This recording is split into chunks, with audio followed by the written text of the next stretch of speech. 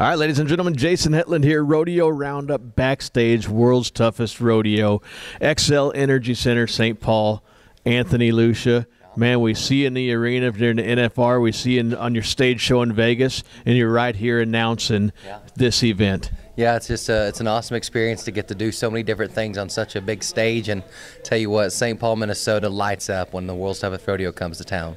It sure does. And, you know, and last year you were not only announcing, but you were the specialty act as well. So you're running back and forth. But they brought in a really cool act. Again, the crowd, I mean, I don't care what ride. If there's 18, 90-point rides, it doesn't compare to what happens right after in between, does it? Yeah, I tell you what, Whiplash the Cowboy Monkey made his triumphant return. You know, the last time he was here, I think it was a couple years ago, he actually got knighted by the city of St. Paul. And Kenny Pettit's taken over the reins from my dad, Tommy Lucia.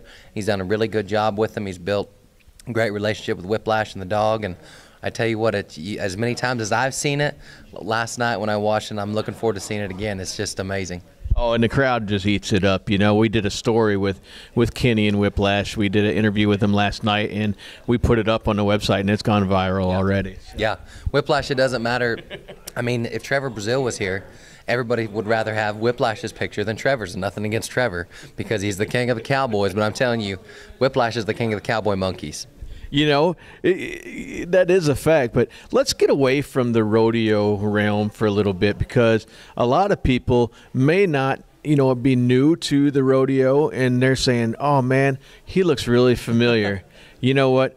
Reality series, A&E Network, Rodeo Girls, one of the stars, as well as your lovely girlfriend that's here, and hopefully we'll be able to talk to her in a little bit. But tell us what that experience was like for the first season. You know, as I said, being able to do so many different things in rodeo has been awesome. But this past February, they called me. The production company called me, and they wanted some male cast members for a show called Rodeo Girls, and I'm like, hey, I don't know. I mean, that's kind of a dangerous thing to put your image and your whole brand in somebody else's hands. But after further discussion with Tommy Joe Lucia, my brother, who's produced The Toughest Cowboy on Spike TV, alongside of Mark Burnett, who produced Survivor and The Apprentice and all that, we thought it would be a fun experience. And so I tried it out, and I flew 2 weeks later.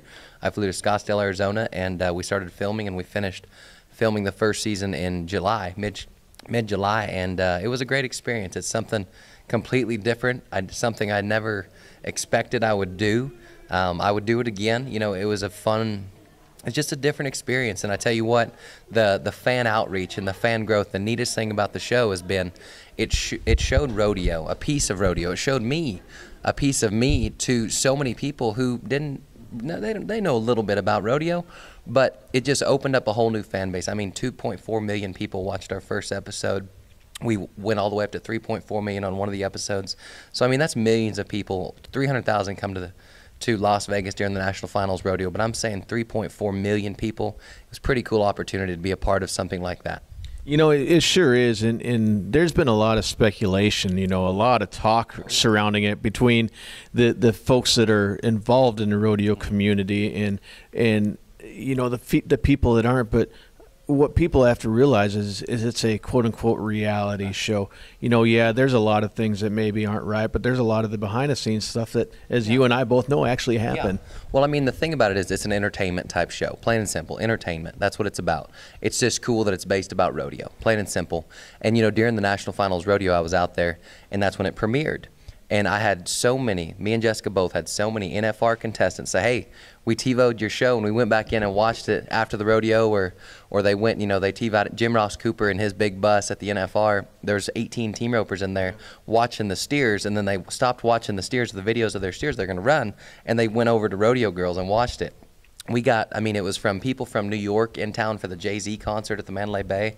I mean, to Brady Minor and Riley Minor, Fallon Taylor. She's actually invited Jessica. Jessica's up there training with her now. Fallon's given her her backup horse, a Baby Flow. So she's behind it, and she thanked us, actually, as an NFR barrel racer. She thanked us. She said, because it took guts to be a part of this. But she said what it's done for rodeo is it's opened our sport up. And when we're in our sport, we think everybody knows about it. But that's not the case, unfortunately. And if we inspired 10 people in each city to be rodeo fans, to go buy a pair of boots, go buy a pair of cinched jeans, go to their rodeo. That's just dollars in our pockets, not my pockets, but in the pockets of all of us people who make our living from rodeo and the sport that we love. Definitely, and there's a lot of talk when I announced on Facebook and on the website that I would be interviewing you and Jess. One of the main questions I had was, is it truly real life or is it scripted? Is there really that much drama between the girls and Darcy? Because Darcy was the executive producer of that, if I'm not correct. Producers. It was actually, she was one of the executive producers, and basically it was her idea. She created the show and then partnered with A&E on it. And when it came to the actual production of it, she didn't really have anything to do with the production or the creative content or anything like that. And in regards to the realness of the show, you know, drama happens, okay? If they followed me around 24 hours a day, my life would be fairly boring. But if you piece together certain parts of a day and introduce me into different scenarios, you're gonna have drama. And it was real. A lot of the reaction, the stuff that we did was real. Some of it was a little enhanced, but that's where the entertainment aspect comes into it. I mean, it's just like anything. You watch Jay Leno. Do you think Jay Leno was funny 23 of the hours of the day? No, he's not. But he's funny because he's an entertainer. And that's one of the things with me and doing what I do is I'm an entertainer. That's what I've done. I've grown up, I followed my footsteps of my dad, my brothers, and I'm an entertainer. And that's what was fun for me, because there were some things where I had to maybe step back and go, okay, is this exactly how Anthony Lucia would react to this, or do I want to spice it up a little bit? And so I would spice it up a little bit just because that's what I do, and it was just a fun experience.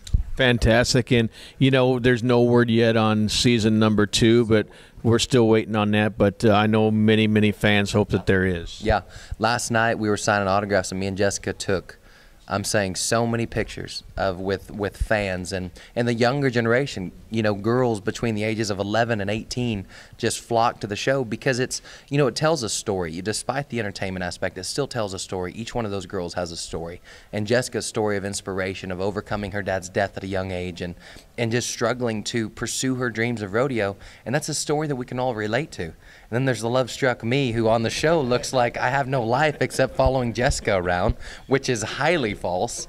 But that's how they edited it. And in fact, I roped at every one of the rodeos that I went to, filming for the show. But that's stuff they don't show. And so a lot of people are like, does he even do anything except follow his girlfriend around? I do have a life, people. This is my life. Well, you know, speaking of life and drama in the show, you caused a little bit of drama by going and visiting somebody. Remember that? Yeah, I caused quite a few episodes of drama.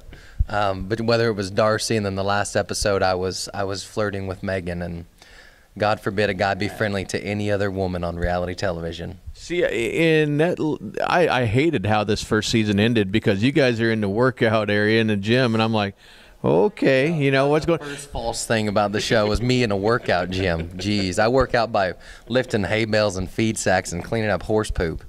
That's right, but you know, you are here with Jessica, so that's a great inspiration, and we hope that it continues. Yeah, we've been together. We actually met at Scottsdale. That was, you know, one of the realest parts about the show was I went out with Darcy the night before, and then I met Jessica around the campfire, and that was true blue.